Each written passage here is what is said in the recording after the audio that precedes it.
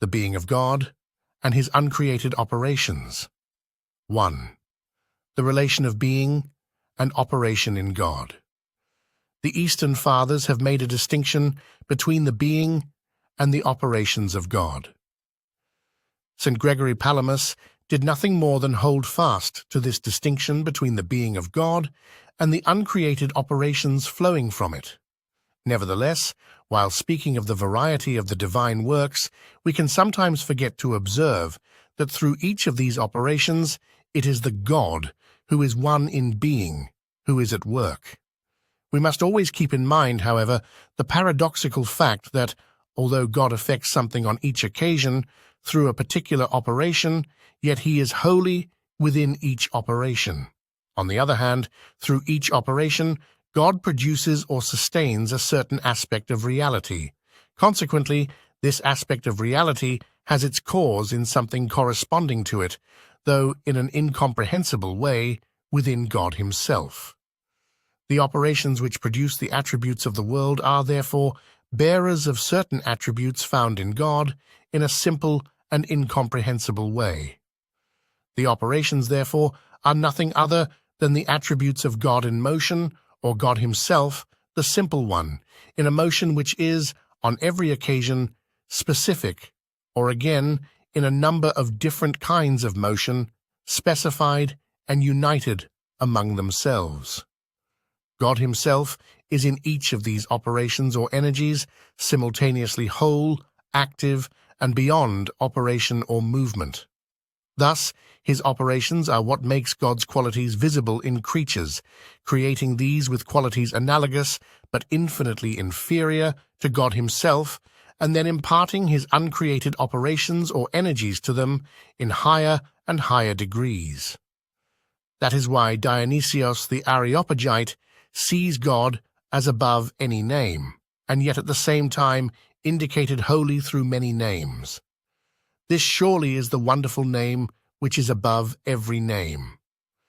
These same wise writers, when praising the cause of everything that is, use names drawn from all the things caused: good, beautiful, wise, beloved, God of gods, Lord of lords, holy of holies, eternal, existent, cause of the ages. They call him source of life, wisdom, mind, word, knower, possessor beforehand of all the treasures of knowledge, power, powerful. He sees God in his entirety, in all the actions directed toward the world. But he also sees him as beyond all these operations.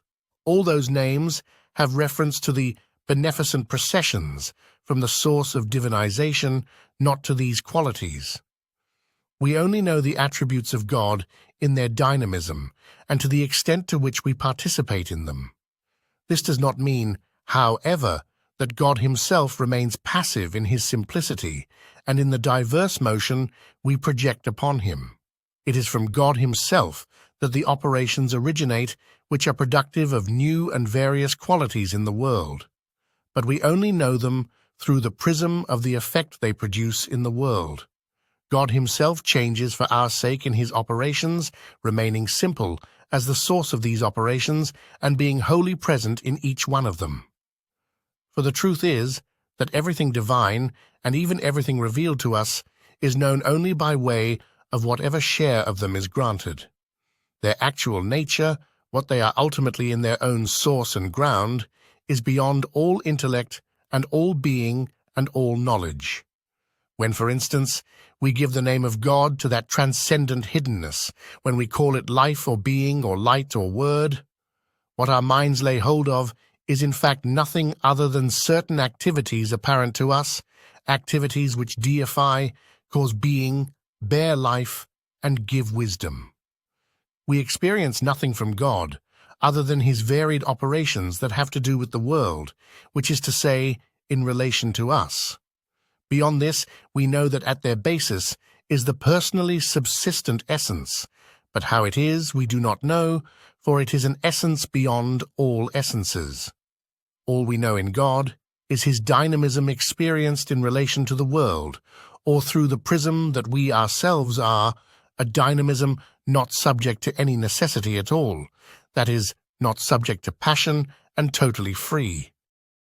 In fact, the human person itself, as subsistence of a being, which as such maintains the being as an inexhaustible source of acts, does not have a name by which it can be characterized in itself. The names we give to persons, John, Paul, etc., are conventional. They do not tell what the person is. All other names by which we wish to characterize the person refer to its modes of manifestation. That is why the person himself uses a pronoun, something that takes the place of a name, namely I, in order to indicate himself, and in intimate relation with the other, it calls the other thou. How much less, then, is it possible for the supreme subject to have a name? The name does not indicate the content of the person, instead, it limits and governs. But the person cannot be limited and governed by knowledge. In a general way, and par excellence, the person is apophatic. It transcends existence that can be perceived directly. It is perceived through its acts. It exists on another plane, one which transcends existence. How much more, then, is this true of Supreme Person? Moreover, the attributes themselves cannot be contained in names. They have a dynamic character, and through different acts, they activate their effectiveness, or rather, the inexhaustible simplicity itself of the divine essence is activated under the form of certain varied qualities through its acts. The qualities of God, as we know them, disclose their richness gradually as we develop the capacity to participate in them. Yet, as a personally subsisting being, God remains always above them, although in a certain manner he is their source. Therefore, we do not err if we consider them in their totality as existent in his being, in a manner beyond all understanding, and in an inexhaustible simplicity. Thus, as dynamic manifestations of God, they are around his being, and are not identical with his being itself. We know the God who is for us, but this knowledge does not show him to us as if this God were to be opposed to God, understood in himself. In his descent to us, God communicates to us in modes adapted to our condition, something of what he is, in fact, leading us to stages which correspond more and more to himself. In a rational manner, under the form of the attributes, we know, understand, and express him very schematically and generally. But in his operations, we know God more concretely, more intensely. Yet, the expression always remains inadequate and mostly makes use of symbols and images. In the varied and gradual communication of his inexhaustible content, in the gradual and varied disclosure of the content of his attributes, the infinite richness itself of God's uncreated operations is revealed. Through a new operation or energy, we receive an added element or a nuance of his content imparted to us. An attribute, in this sense, appears as the expression of various multiple operations that impart to us a divine good, which is, to a certain extent, common to them and which we experience. If, in attributes, the divine being gives us the appearance of having come down to the level of our understanding under a certain number of aspects, the operations make these aspect or attributes even more specific and innumerable. Frequently, they make God known to us through experience, both in the general aspects under which God has descended to meet us, and also in the innumerable, more specific ways in which they are imparted to us at every moment. On the other hand, the same God in his entirety makes himself known to us, and frequently enough causes us to experience him through each operation, and through them the same God in his entirety makes himself known to us as bearer of a number of general attributes. God is good. But how many nuances does this goodness of his not have, as we see it shown to us in innumerable operations that correspond to the needs we have at each moment and to the needs of all? Through his attributes, God makes something of his being evident to us, but this something is made specific within one vast and uninterrupted symphony of continually new acts that guide creation and each element of it separately towards the final goal of full union with him. Through all of these, God pursues the fulfillment of this plan. Thus, the operations of God do not appear to us as grouped only according to the attributes which they actuate and impart to us, but also according to the various sections of the plan God follows in creation. Through some of these operations, new periods are inaugurated, which come about through more climactic acts, anticipated and prolonged through operations connected with them. The creation of the world is an operation or a sum of operations, followed by the operations culminating in the incarnation and resurrection of the Son of God. Salvation has its subsequent application through a succession of other operations that derive from these. The entire dynamism or movement of creation towards deification has its cause in the dynamism of the divine operations, which aim at leading creation towards deification. The power for these acts, which proceed from God, and through which creation is led to him, is to be found in God. These acts neither enrich nor change God himself, for he is above all his acts and above all the divine attributes which he manifests through them. The words which have reference to divine operations can also serve as names of God's being, for it is the being that produces the operations. They can also be new, moreover, inasmuch as the operations are new. Nevertheless, some fundamental words still remain at the basis of the new words, because in the new operations it is the same divine attributes that are imparted to the world, though these display an ever greater profundity, richness, and subtlety. But the mystery of the personal reality of God is experienced, properly speaking, through the renunciation of all the words that point to the attributes and operations of God directed towards us. Dionysios the Aeropagite holds that, inasmuch as we possess the various aspects of our existence through a participation in the participable qualities of God, these aspects can be thought of as being of themselves. Yet they have a support which transcends any quality or attribute of God that is of or in itself. Dionysios places existence in itself above all the other attributes of this kind, however, and seems to identify this existence with God's essence. But inasmuch as the essence is only really given in a subject or hypostasis, it could be said that what supports all the attributes of God in which creatures participate, or the very support of existence itself, is the hypostatic reality, or the threefold divine hypostatic reality. Being in itself is more revered than the being of life itself, and wisdom itself, and likeness to divinity itself. Whatever beings participate in these things must, before all else, participate in being. The pre-existent is not a facet of being. Rather, being is a facet of him. He does not possess being, but being possesses him. The God who is transcends everything by virtue of his power. He is the substantive cause and maker of being, subsistence, of existence, of substance, and of nature. He is being, for whatever is. For God is not some kind of being. No. But in a way that is simple and indefinable, he gathers into himself and anticipates every existence. As personal reality, God is the undetermined source of all the qualities which are determined in some way through their procession from him. The personal divine reality is undetermined in an eminent way, because it is the hypostatizing of the super-essence from which every created essence receives its existence. God can be said to be the tri-personal super-essence or the super-essential tri-personality. What this super-essence is, we do not know, but it exists of itself. Like any essence, however, it is not real except by the fact that it subsists hypostatically in persons. As superessential hypostatic existence, however, God is not encompassed by the category of existence, as this is known or imagined by us, but transcends it.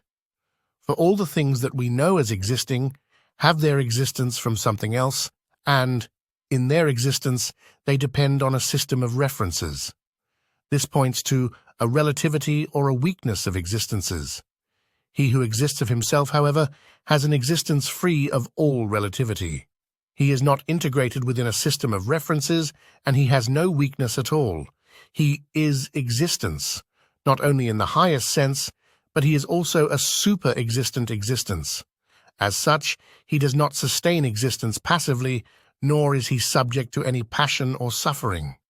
This is the meaning of the Greek word applied to God. It does not have the meaning indifferent. The entire life of God is act or power. All his attributes he has of himself, hence not through participation in some other source. That is why he possesses them all in a mode incomparably superior to that of creatures, for all these possess their attributes through participation in the attributes of God, through his operations. Very life itself, very existence itself, very wisdom itself, cannot exist as general attributes belonging to a multitude of entities which themselves depend on one another. In such a case, these attributes would not be experienced concretely by any of the entities as intrinsic attributes. Since in reality the world exists as a sum of dependent entities, it cannot be taken as a whole, an independent reality. These attributes can only have existence as attributes of a unique personal reality. In fact, only Supreme Person, in his own right and in all that belongs to him, can be intrinsically of himself. Even the human person, as image of the super-existing personal reality, has in some fashion this quality of being intrinsically of himself.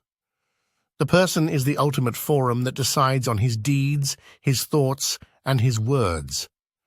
Many actions are brought to bear upon him, but he stops them and alone decides whether he wishes to transmit them. The person is not just a part of a system of gears through which a movement passes that began somewhere else. He does not exist for the sake of the general system, of which he is somehow a part, but he exists of himself, and, in a certain way, he can transcend the system. The person considers how an action which is being brought to bear upon him might be useful to him, and thus it is far more a question of requesting his adherence than of passing through him without asking. The person does not exist for the sake of anything else, but all things exist for him. However, our human person is brought into existence by another factor, and to be enriched stands in need of connections with elements of a system, even though the person may use these connections the way he wants. The human person develops through the totality of the acts he produces and by his relations with the things that surround him. But even these latter always exist in function of the person. Indeed, in some way, the person does not come into existence through an act of making, but springs into existence in response to a call from God. Thus, even the human person does not entirely belong to that system of references within which nature, through its strict laws, is totally integrated.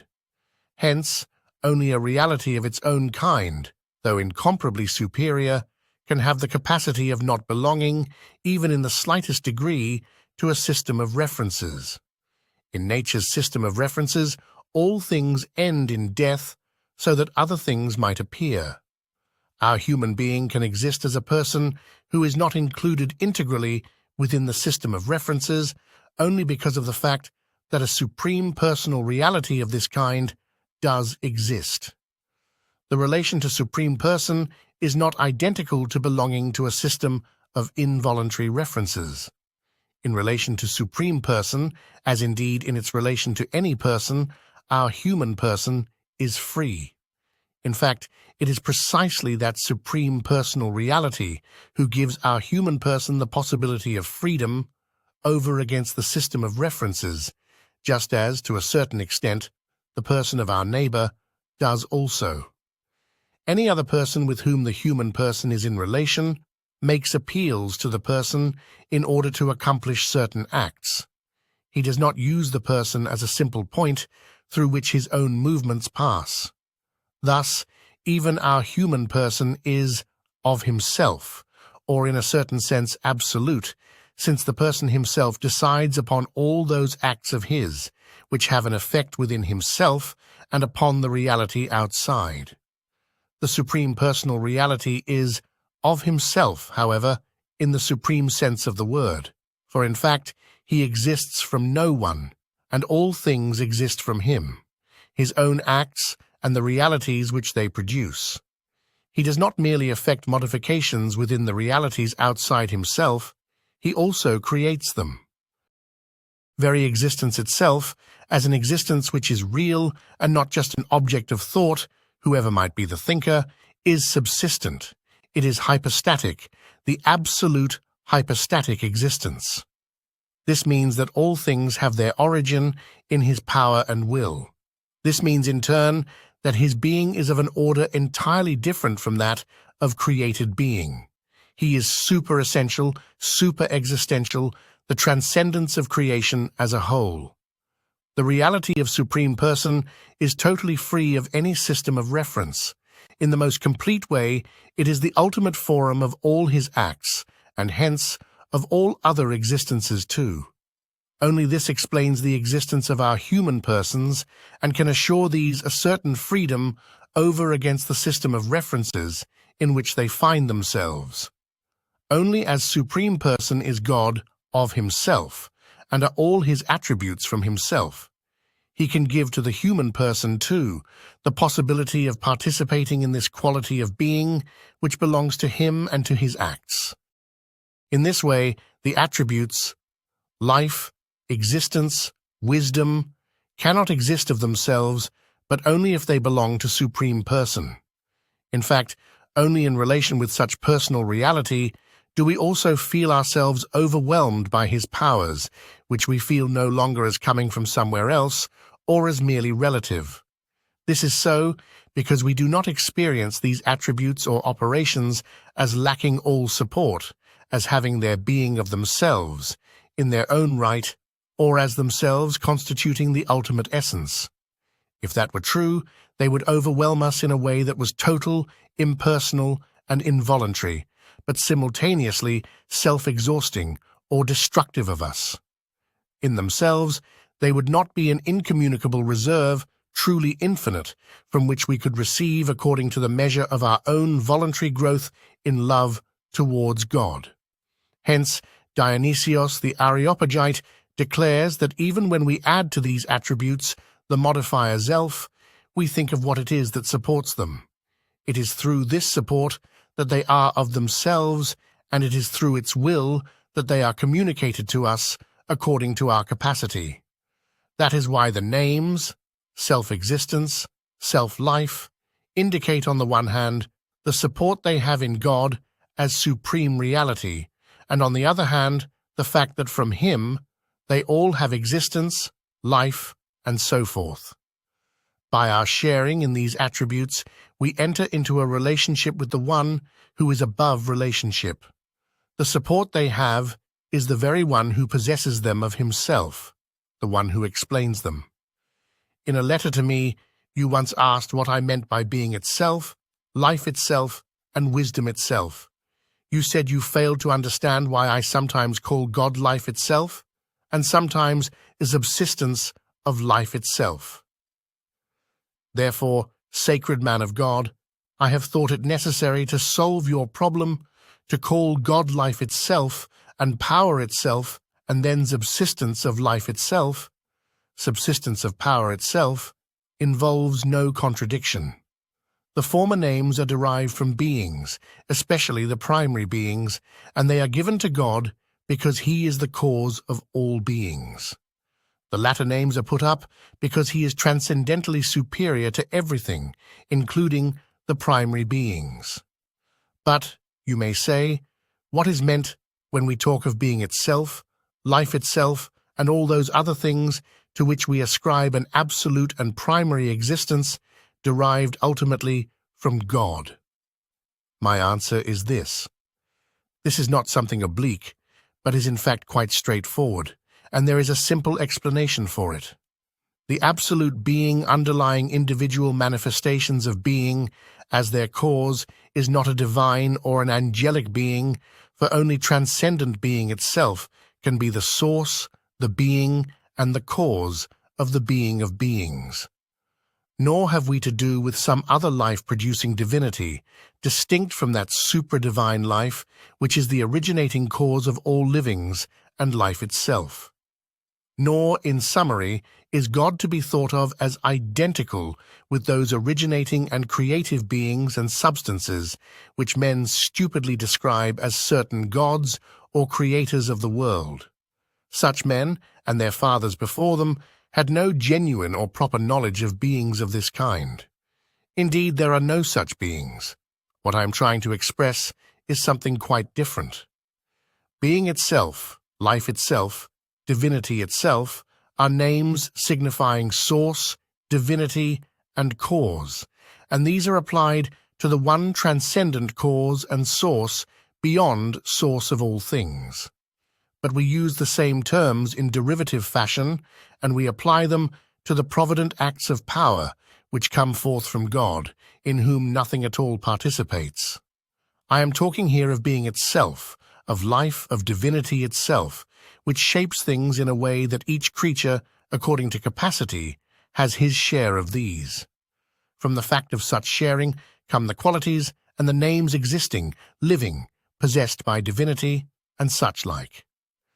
Even the infinity experienced by us has its support in super-existent, apophatic person, who therefore is superior to it and moves far beyond infinity.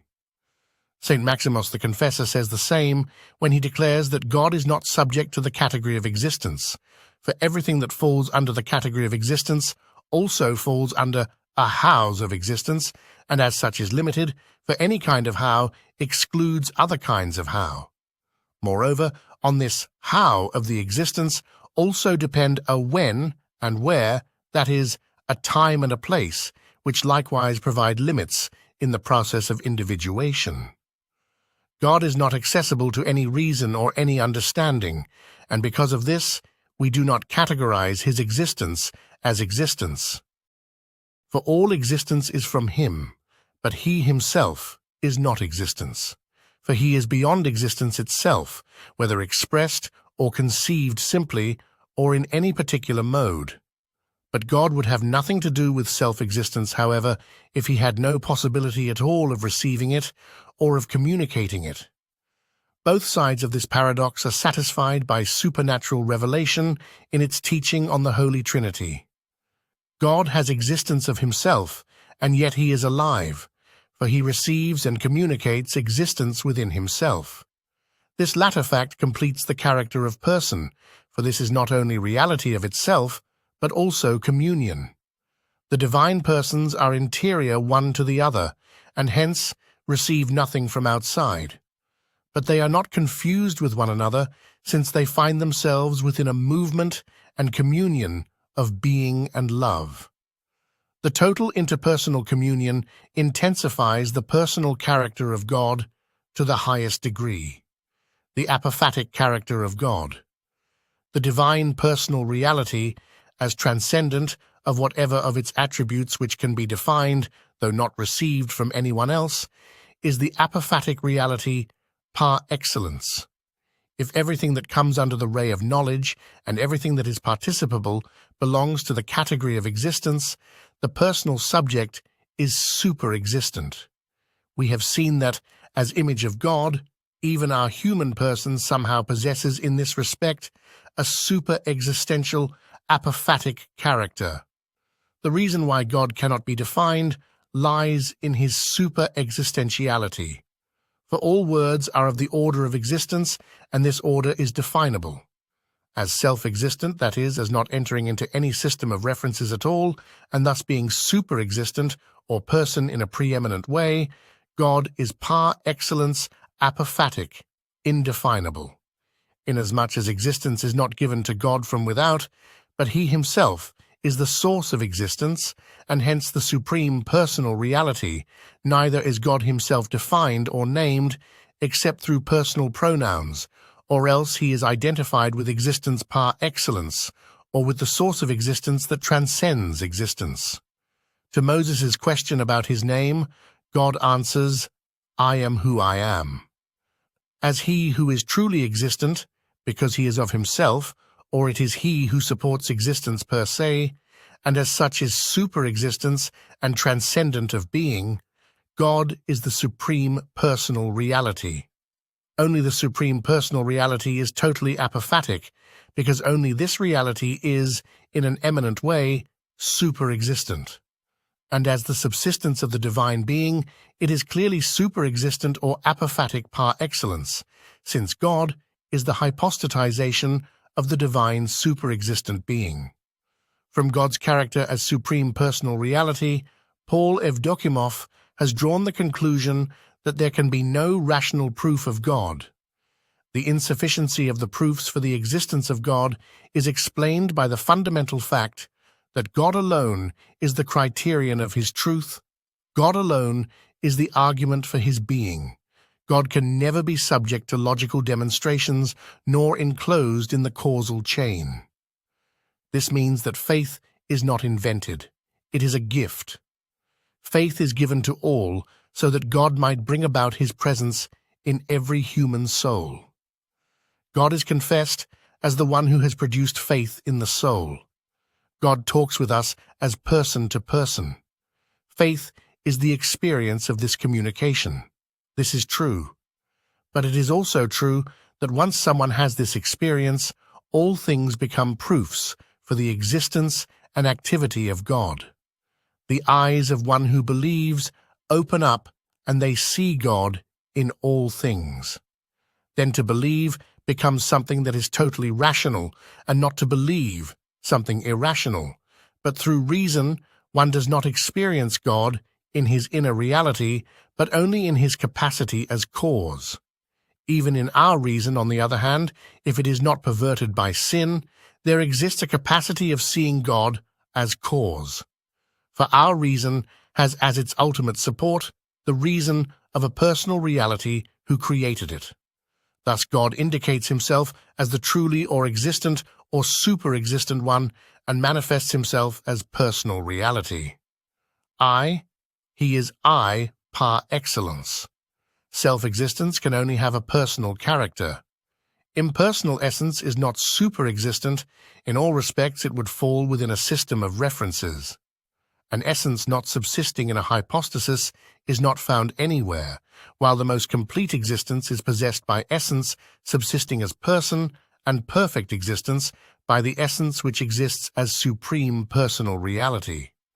The supreme essence is self-subsistent. It is personal. The essence which is subject to a system of references does not subsist by itself, either in its form or in its reality. It enters into the order of existence, determined by the super-existent subject. It is because it subsists as supreme personal reality that the divine super-essence can be of itself, per se, since it is also only in this way that it exists for itself.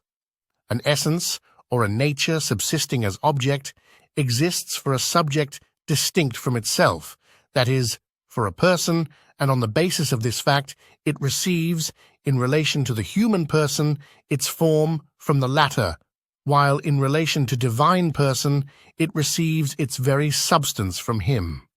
Reality, which is for the other, receives even its existence, or its form from that other.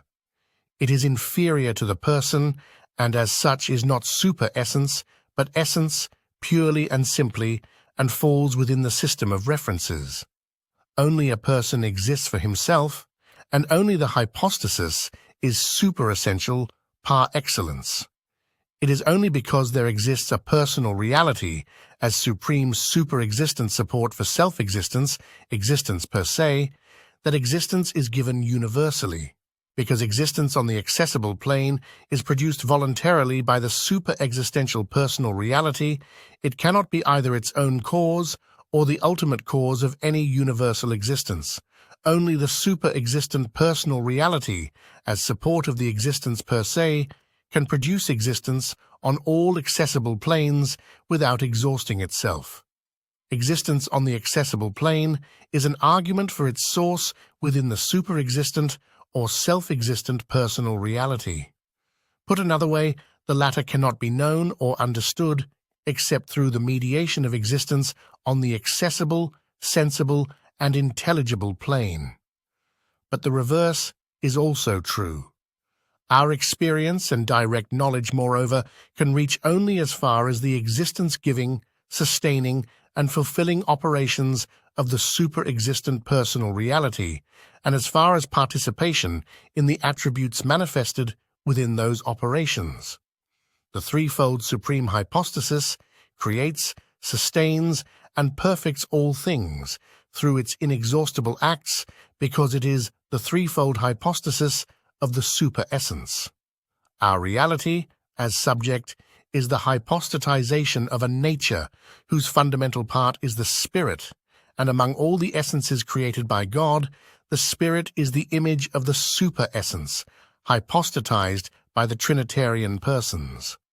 Only for this reason can our reality as subject have the character of being person, and for this reason is it endowed with an eternal stability which other essences do not have, though the angels, too, are similar essences.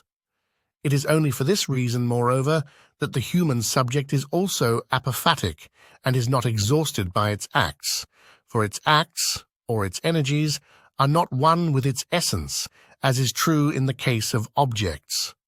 Only as hypostasis of a nature which has as its basis an essence in the image of the divine essence, and hence is permanent like the divine, can the human subject rise again with the body.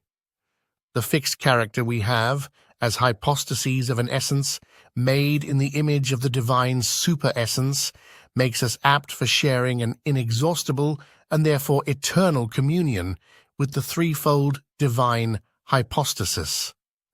All the attributes or operations of God are infinite, because he never exhausts himself in bestowing them, nor will creatures ever reach the end of their participation in them, nor will they themselves ever cease to shine forth from their hypostatic support that transcends all being. Nevertheless, this hypostatic or multi-hypostatic support transcends as its source the infinity of these attributes or operations. The divine apophatic personal reality, from which proceed all those operations that confer being and deification, is experienced within a relation that has been willed by this reality. We cannot grasp or define this reality in the way we grasp, define, or experience all the degrees and modes of existence. We are not going to praise the absolutely transcendent being. What I have to say is concerned with the benevolent providence made known to us, and my speech of praise is for the transcendently good cause of all good things, for that being and life and wisdom, for that cause of existence and life and wisdom among those creatures with their own share in being, life, intelligence, expression, and perception.